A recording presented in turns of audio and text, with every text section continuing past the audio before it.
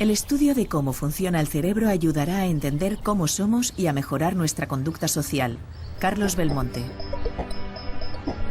Es uno de los órganos más sofisticados del planeta, pero el cerebro humano, como cualquier otro producto de la evolución, tiene sus limitaciones. Conocerlas es el gran reto de la neurociencia de hoy, y es lo que va a permitir, paradójicamente, una drástica revolución de nuestra sociedad. El neurofisiólogo Carlos Belmonte, presidente de la Organización Internacional de Investigación sobre el Cerebro, nos acerca esta semana en redes a los descubrimientos que cambiarán nuestro sistema judicial, nuestra educación y nuestra economía.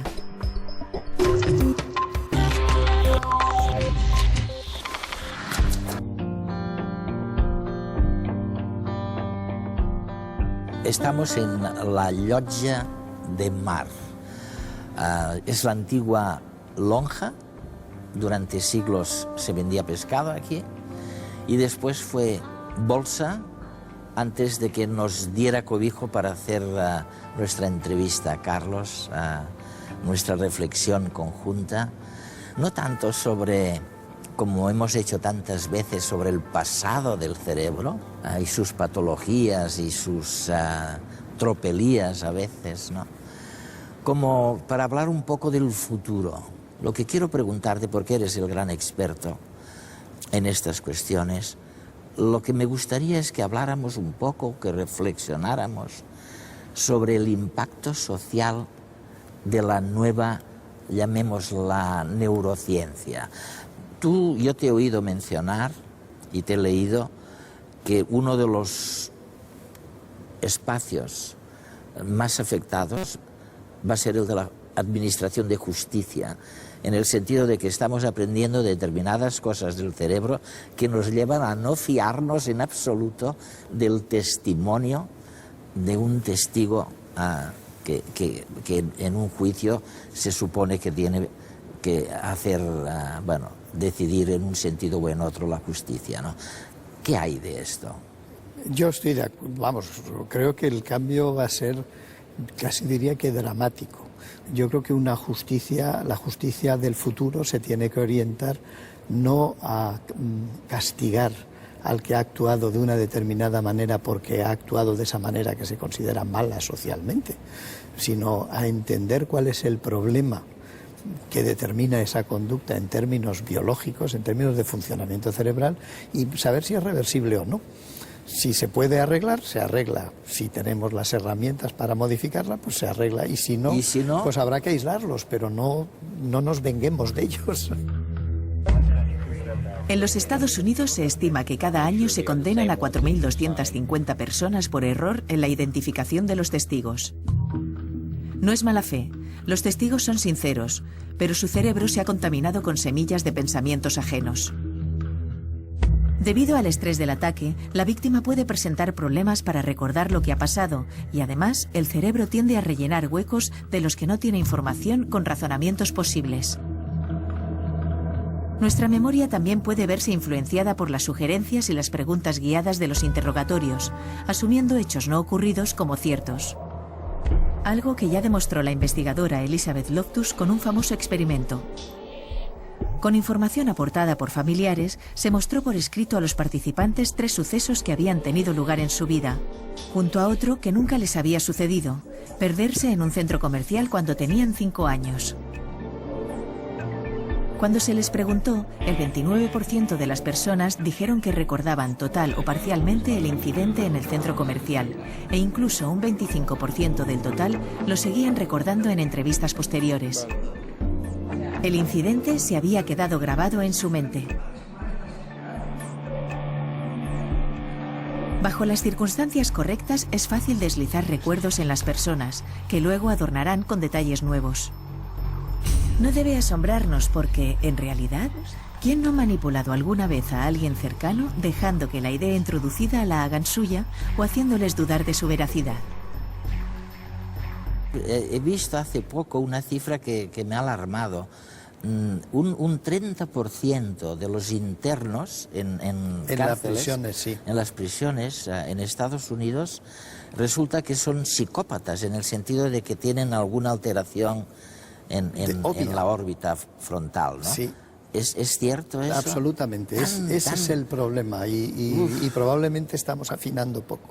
Es decir, son personas que por razones diversas que podemos comentar, el desarrollo de su corteza orbitofrontal en particular, del lóbulo frontal, de las áreas del cerebro que se encargan de la empatía, de la valoración de nuestras conductas, de la inhibición de nuestras conductas, etcétera, están mal.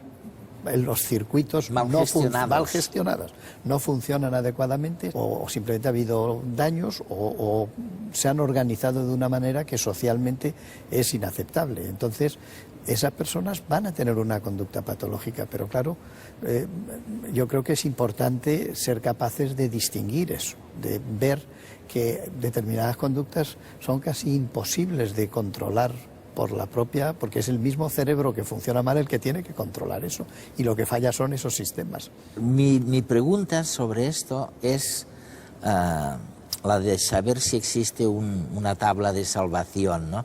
Para mucha gente que probablemente no tienen empatía, o mejor, no la gestionan bien, porque nadie les ha enseñado nada. Entonces aquí tenemos una falta de empatía por falta de educación. Seguramente es mi pregunta.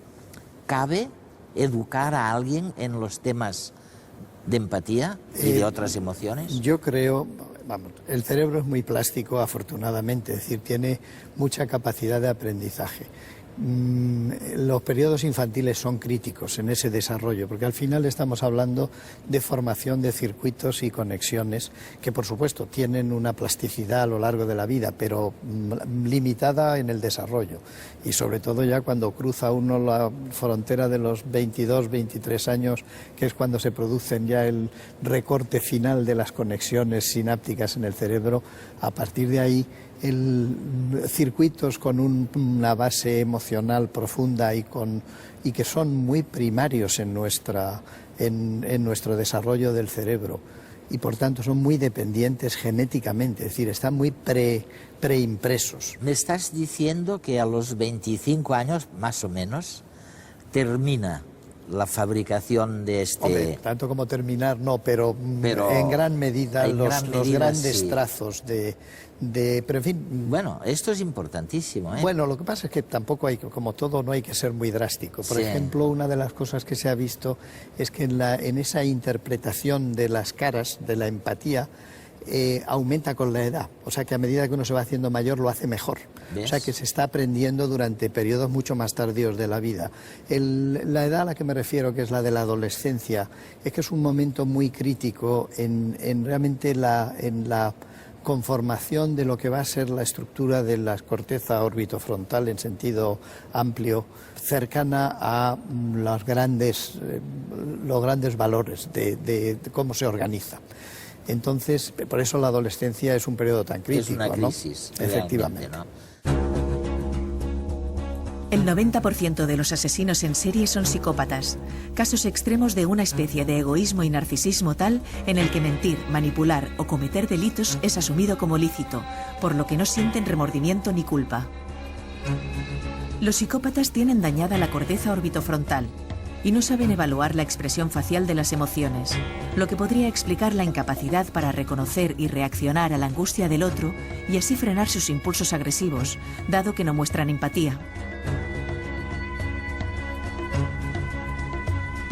Los psicópatas asesinos presentan, además, un extenso cuadro de abusos y violencia desde edades muy tempranas, clave para que la tendencia violenta se dispare. Tener la estructura cerebral y genética de un psicópata no nos condena a desarrollar tendencias asesinas si hemos tenido una buena infancia en la que nos hemos sentido seguros y amados. Afortunadamente, no somos solo el fruto de nuestros genes, sino también el de nuestro entorno y nuestra experiencia vital.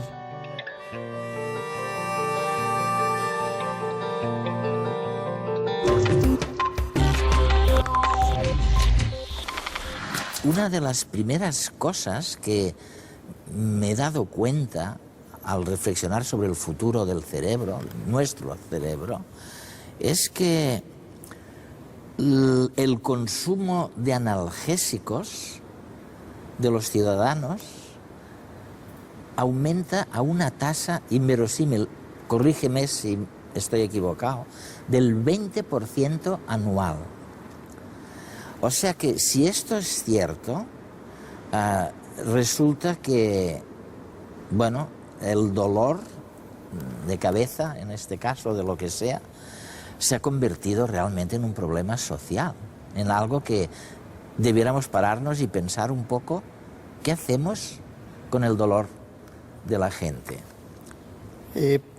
Es que ha sido siempre un problema. Lo que pasa es que frente a la incapacidad de resolverlo, pues las doctrinas religiosas y sociales predicaban la resignación.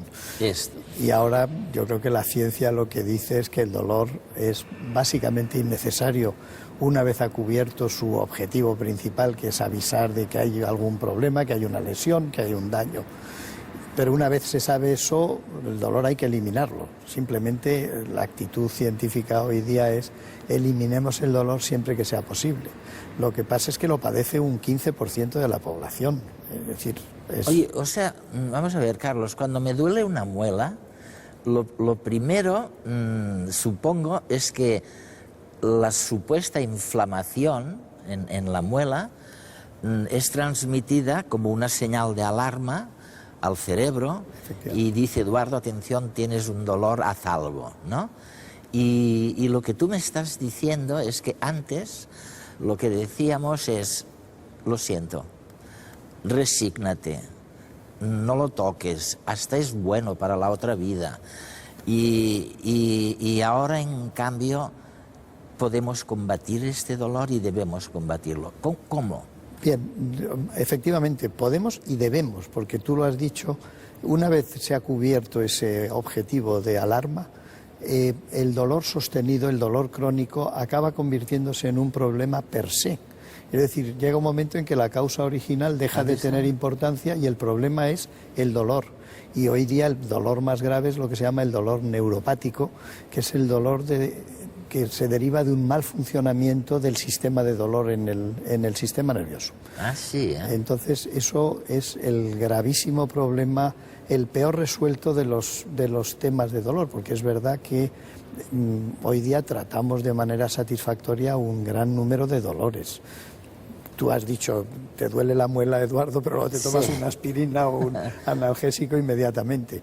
Yo diría que el 70% de los dolores, y todos los dolores triviales, se quitan con fármacos que actúan fundamentalmente a nivel más periférico, tipo los antiinflamatorios, todos los antiinflamatorios no esteroideos, que son los más frecuentes, y luego algunos con una acción central, pero que no son opiáceos. Pero tengo un amigo médico que me dice que en realidad podríamos utilizar en mucha mayor medida la morfina. Cierto. Y que el único peligro que tiene la morfina, no sé si eso es cierto, es que en un momento dado te puede provocar un corte en la respiración. ¿Es verdad eso? Sí. Es decir, la morfina, el problema de la morfina dada de manera crónica, primero, es diferente si se toma para tratar el dolor que cuando se toma como una droga de abuso, de recreo. Claro. Y entonces los dos problemas son la tolerancia, es decir, cada vez hay que dar más para obtener el efecto y se llega a producir y luego empieza a partir de unas determinadas concentraciones a tener efectos secundarios, incluyendo que deprime la respiración, reduce mucho la actividad gastrointestinal, es decir, tiene problemas.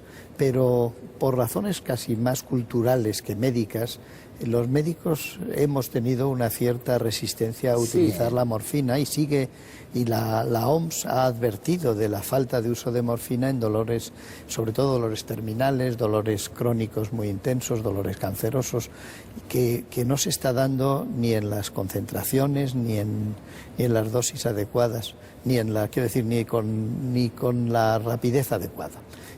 Hay gran parte del dolor que es innecesario, porque podríamos aliviarlo, podríamos suprimirlo, e incluso los médicos tienen una cierta reticencia heredada. Es cultural, es que, sí, insisto, tradición de la manera de resolver un problema que era irresoluble, es decir, eso de alguna manera te dignifica el dolor, lo has comentado tú, la posición judeocristiana ha sido esa. Entonces el sufrimiento en alguna medida nos sirve para trascender.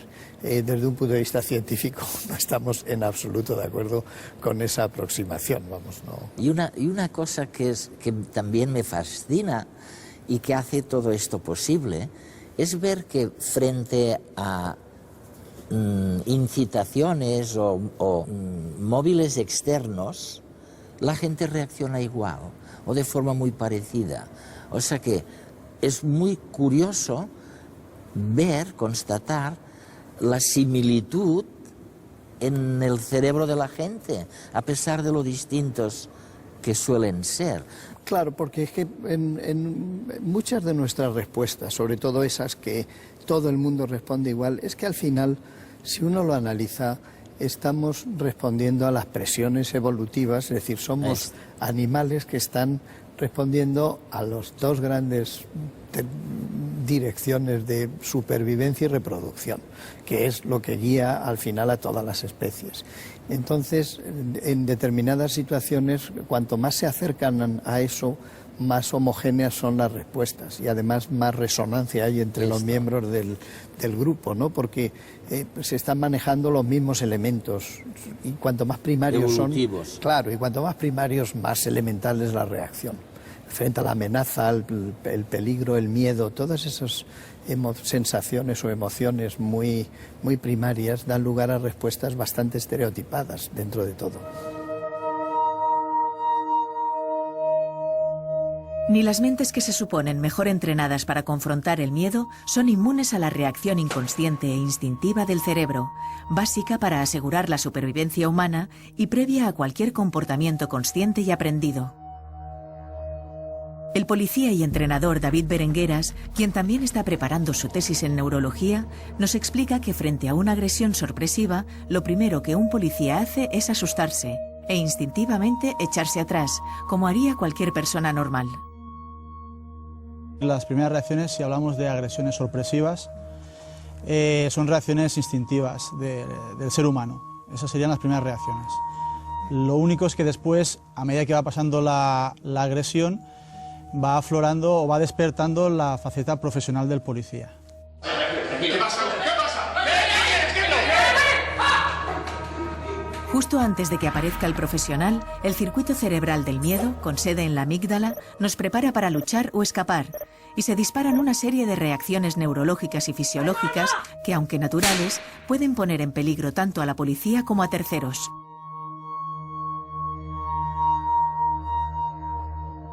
El efecto túnel significa que mi visión ahora periférica, es decir, yo te estoy mirando a ti, pero tengo mis manos aquí, yo las veo mis manos, ¿no? Sé que están ahí, esa visión desaparece y se convierte en una ventana, ¿no? Solo puedo ver esa ventana. Pero es que además no solo existe el efecto túnel, sino también el efecto de profundidad, es decir, si yo te veo a ti como amenaza, todo lo que viene después desaparece de mi campo visual, no lo tengo en cuenta. Por lo tanto, todas esas personas que hayan detrás de esa amenaza, no voy a ser capaz de verlas.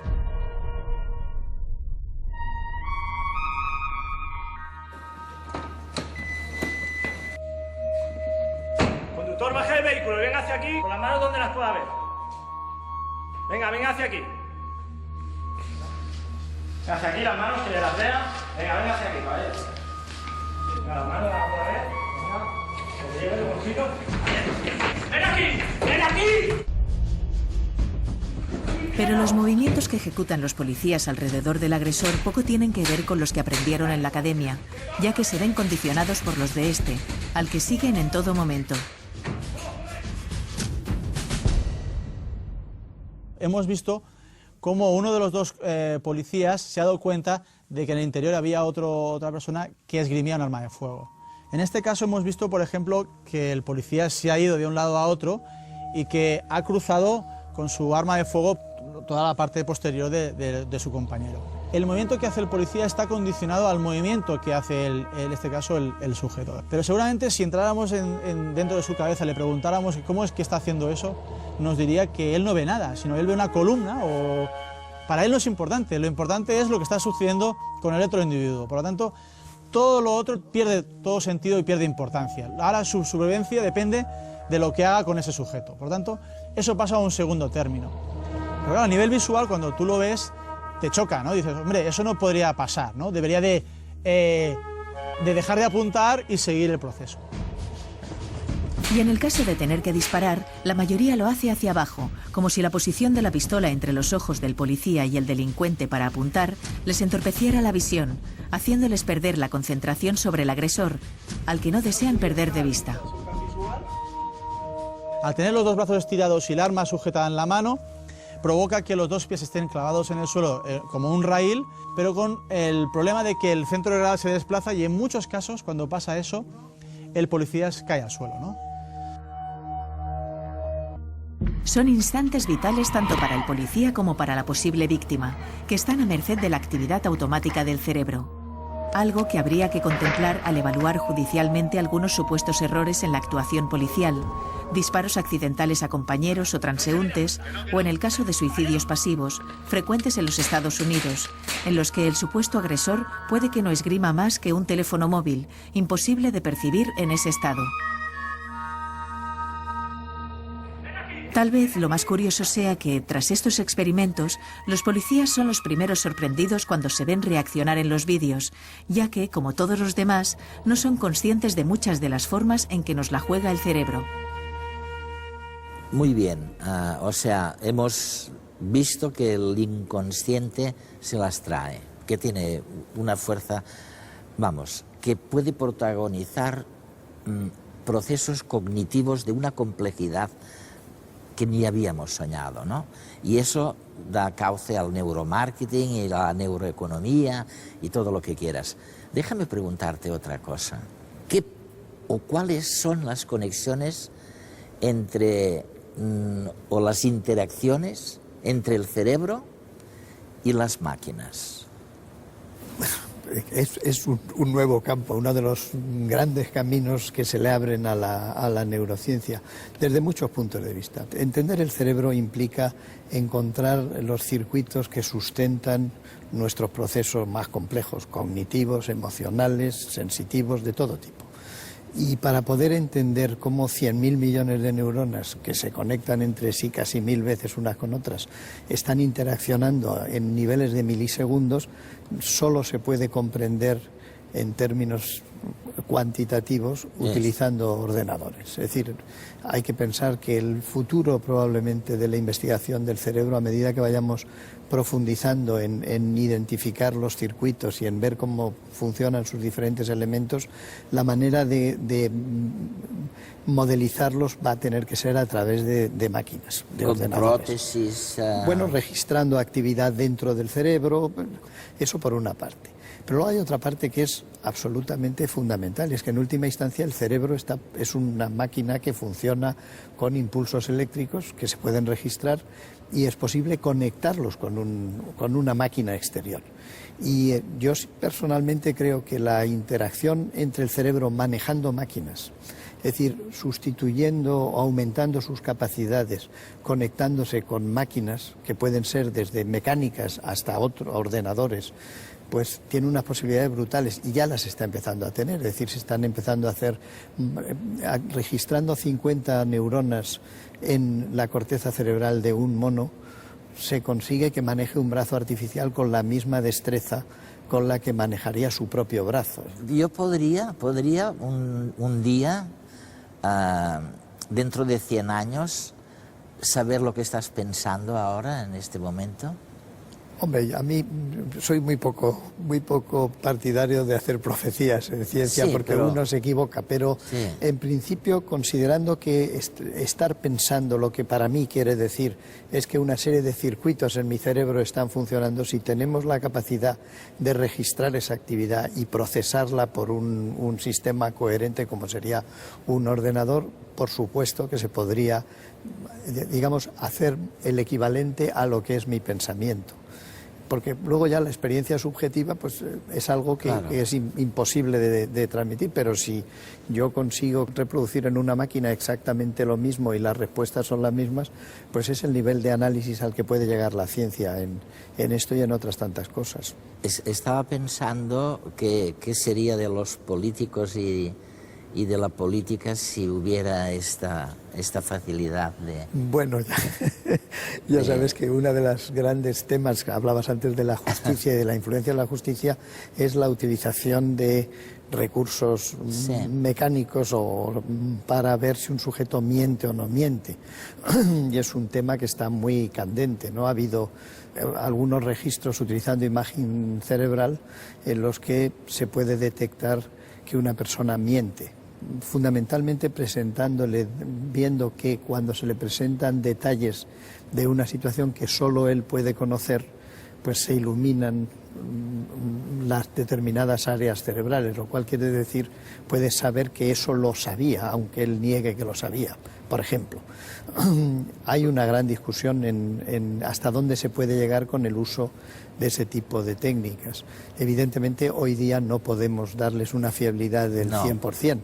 Lo que pasa es que nos vamos acercando asintóticamente a la realidad. Quiero decir que se utilizan como pruebas más o menos sólidas los detectores de mentira, cuya posibilidad de acierto es un 50%. Y bueno, y la imagen cerebral probablemente ya, con todas las limitaciones que tiene todavía, pues se acerca más a detectar con mayor precisión determinado tipo de cosas. No si miente o no miente, Claro. pero si vio o no vio una situación, por ejemplo, cosas así. Es fascinante, ¿no?, ver cómo se ha avanzado en el conocimiento del cerebro. Es en espectacular realmente. Es no hay espectacular. otro campo realmente. Yo creo que no, yo creo que en este momento, sinceramente, es el gran desafío y el gran avance, y yo creo que va a ser el gran cambio de la sociedad del siglo XXI, sin duda, ¿eh?